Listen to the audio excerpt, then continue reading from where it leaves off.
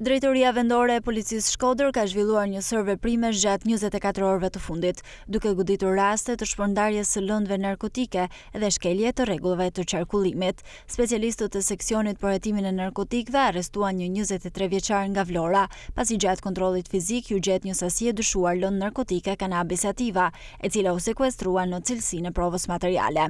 Po ashtu u referuan materiale në prokurori për dy shtetas nga Shkodra, të moshës 23 dhe 20 vjeç.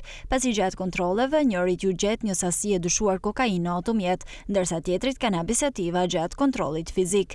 Ndërkohë, specialistët e qarkullimit rrugor proceduan penalisht një 74 vjeçar nga Puka, i cili u kap duke drejtuar automjetin në gjendje të dehur. Gjithashtu, policia shpalli në kërkim një 32 vjeçar nga Shkodra, i dyshuar për një aksident të ndodhur me 13 prill 2026 në sheshin Prekcali, ku një drejtues automjeti përplasi një 47 vjeçar që lëvizte me biçikletë, i dëmtuar ndodhet në spital jashtë rrezikut për jetën.